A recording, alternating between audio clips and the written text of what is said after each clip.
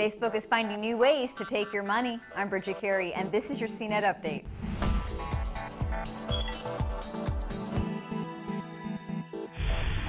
Would you pay $7 to get your Facebook posts seen by more friends? It's a feature that some users in the U.S. can now try out.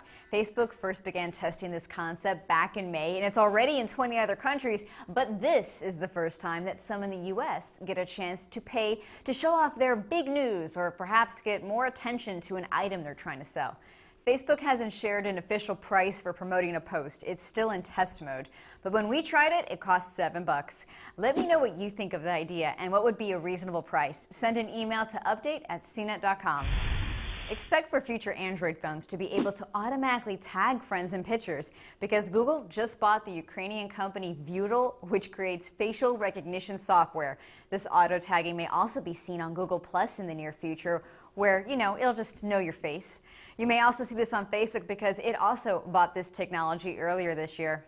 Toys R Us has launched its own streaming video hub at toysrusmovies.com. There are more than 4,000 shows. Movies start at $3 for a one-day rental, or they can be bought for less than $10. And most kid TV shows are priced at $2. Eventually, this will be available through apps on Android and Apple devices, and of course, it'll be on Toys R Us's new kid tablet, the Tabio.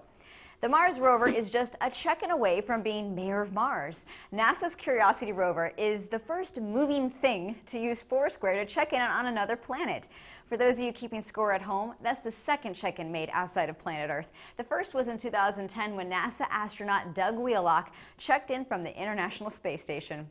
Remember back in April when Microsoft and Barnes & Noble made a new partnership? Well, the two companies announced that this newly formed subsidiary will be called Newark Media. It will focus on digital reading and will soon release a Nook app for Windows 8.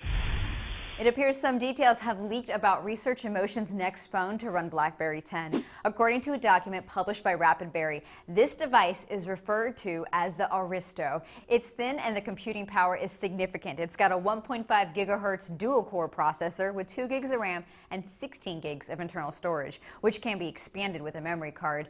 And like other top smartphones, it has 2 cameras. The front one can shoot HD video and the back camera is 8 megapixels. Of course, we'll have to wait and see if this is the real deal and if this Hail Mary attempt will score against other smartphones. That's your tech news update for today, but we have more details on today's stories at the blog, cnet.com/update. From our studios in New York, I'm Bridget Carey.